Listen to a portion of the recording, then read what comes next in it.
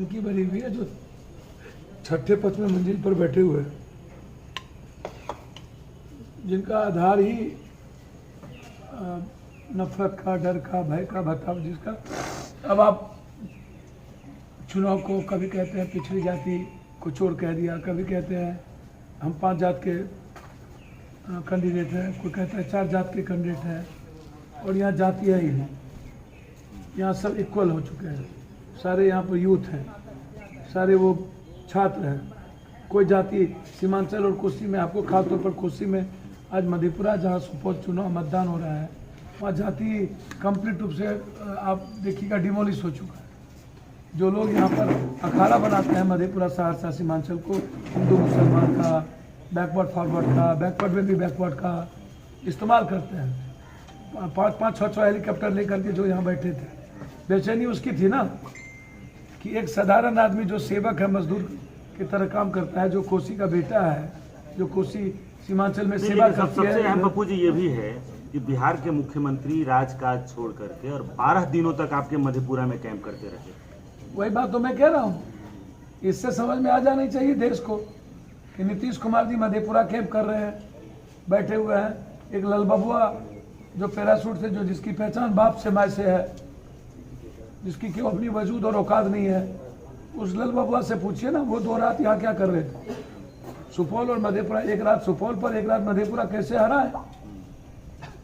वो एनडीए को, बीजेपी का एजेंडा, बीजेपी का इससे बड़ा आपको क्या कहते हैं कि एजेंट, ये बेगूसराय में कुछ मालिक, अपनी बहन के लिए मालिक का समझौता हो जाना, साबुद्दीन की पत्नी के खिलाफ मालिक को देना, ये चाहते तो हैं साबुद्दीन की पत्नी ना जीती। ये लल बबुआ तो चाहता है। इतनी बड़ी बड़ी घटना घटी, कभी साबुद्दीन के घर पर ये लल बबुआ गए क्या? फातमी ने क्या किया? जिसको इन्होंने सबसे ज्यादा गाली देने का काम शरद यादव ने लोगों को किया। जी लल बबुआ हम और आप तो समझ रहे हैं, जरा दर्शकों को समझाइए लल बबुआ कौन है। भैया सबको पता है लल बबुआ कौन है।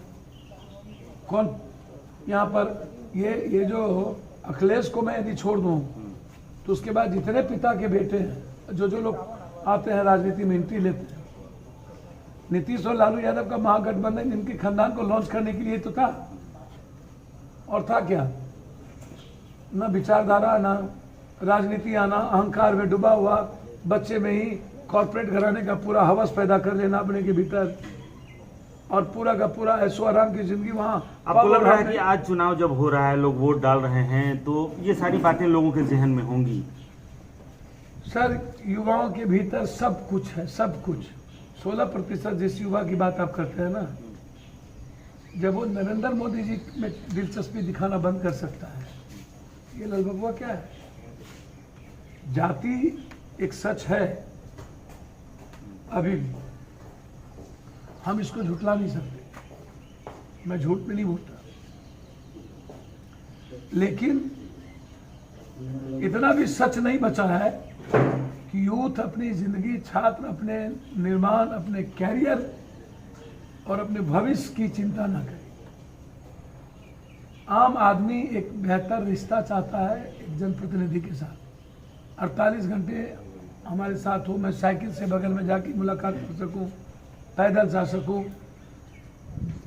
ट्रेन के भाड़े बम्बई, दिल्ली और मध्य प्रदेश के लिए नहीं है। लेकिन कोसी जो बिहार की शोक कही जाती है, वो हर साल यहाँ कहर बरपाती है। 2008 से लेकर अब तक किसी ने कहा था हम नया कोसी बनाएंगे, किसी ने कहा पहले से बेहतर कोसी बनाएंगे, लेकिन आज भी कोसी की तस्वीर और इसकी तकदीर वैसी ही है। इसकी चर्चा बहुत ज़्यादा न हुई, ना आपने की, न जिसको लल बबुआ कह रहे हैं उसने की, न 12 दिनों तक यहाँ कैंप करने वाले मुख्यमंत्री ने इसकी बहुत ज़्यादा चर्चा नहीं की। नरेंद्र मोदी जी का सबसे हॉट के मुद्दा क्या था? नोटबंदी, जीएसटी था ना, गंगा नमामि मिशन, प्रधानमंत्री आदर्श गांव, smart city, skill stand up startup था। ये मुद्दा कहीं है? नोटबंदी को जबकि नाश हुआ है, आप कोई मुद्दा उठा के देखिए। अभी क्या मुद्दा है? पिछड़ी जाति को चोर कह रहे हैं, 370 5 साल के बाद। मतलब जाति धर्म और व्यक्ति का चेहरा, यही मुद्दे रहे। इसके अलावा कोई मुद्दे नहीं है। व्यक्ति का चेहरा होता तो नरेंद्र मोदी चुनाव नहीं लड़ते क्या अकेले? व्यक्ति का चेहरा भी नहीं, सेंटिमेंट और जाति कंप्लीट, जितना जो सेंटिमेंट, ST SC स्वर्ण, 5 जाति 4 जाति 3 जाति, जाटव, राम, यादव, जाट, ये गठबंधन, ये सीक्वेंस, ब्राह्मण ने गाली दे दिया पिछड़ी जात को, पिछड़ी जात ने गाली दे दिया अपर कास्ट को, नीच कह दिया हमको।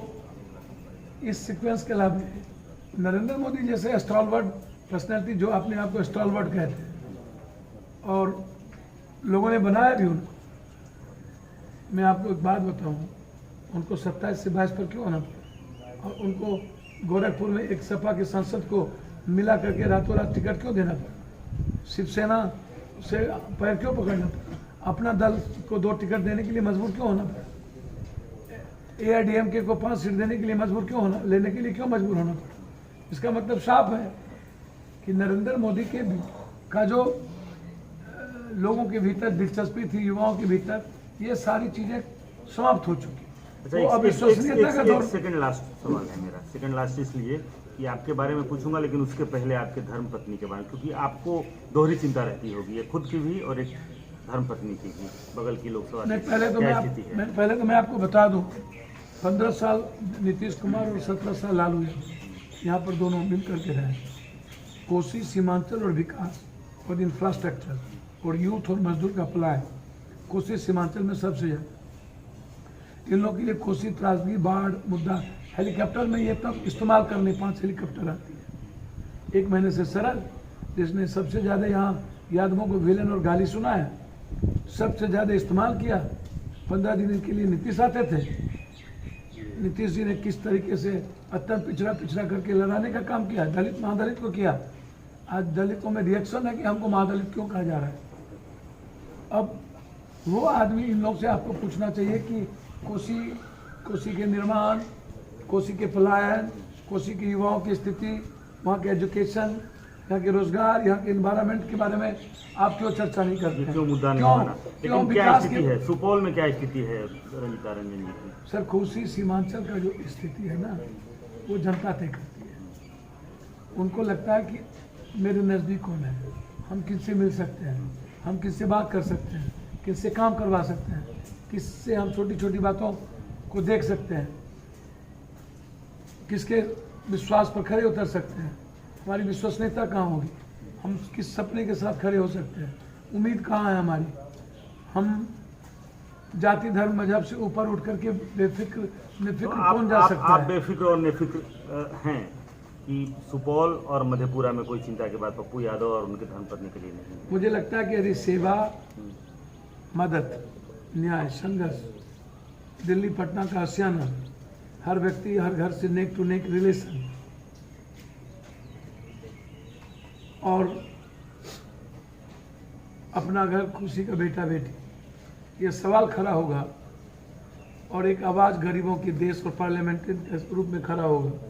बेस्ट पार्लियामेंट्रियन और बेस्ट डिबेटर की बात आएगी, बेस्ट सेवा की बात आएगी और काम करने की बात आएगी। कोसी में 11 ट्रेनें, फैक्ट्री, कई NH, जिसको गडकरी ने स्वीकार किया यहाँ आकर के कि पप्पू रंजीत रंजन जैसा कोई नहीं, खुद गडकरी कह रहे हैं, रेल मंत्री कह रहे हैं, लगातार कामों में हम लोग लगे रहना और लगातार हर चीज़ों की पर खड़े होते हैं, साथ हर दुख सुख में। इसकी मजदूरी आपको मिलेगी, जैसे नीतीश कुमार अपने विकास कार्यों की मजदूरी मांग रहे हैं। हर दुख सुख में 48 घंटे के अंदर पहुंचना, दीपावली, ईद, बकरीद, छठ में खड़े होना, घूमते रहना, त्योहारों में लोगों के बीच रहना, सुख और दुख दोनों परछाई बजाना, इसकी सेवा नीतीश कुमार को तो कभी नीतीश ने तो किया ही नहीं कुछ।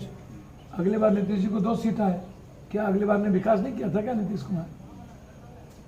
गठबंधन के आधार पर नीतीश कुमार जितना सीना चौड़ा कर ले, 15 दिन यहाँ रह ले, वो अलग बात है। नीतीश कुमार अच्छे मार्केटर हो सकते हैं, मार्केटिंग अच्छा कर सकता है। नीतीश कुमार अपने अच्छे चेहरे को द्वारा अच्छी राजनीति कर सकता है, ये बात सही है। क्रेडिबिलिटी उसके अपने जिंदा रखे हुआ है राजनीति में। विश्वसनीयता उनकी गठबंधन और समाज के बीच कमजोर हुई, लेकिन पप्पू यादव और रंजीत रंजन की जो विश्वसनीयता है ये करोड़ टाइम्स लोगों के बीच उम्मीद और सपने में मौजूद है। चलिए बहुत बहुत धन्यवाद पप्पू जी। और इसकी विश्वसनीयता कितनी है और वो विश्वसनीयता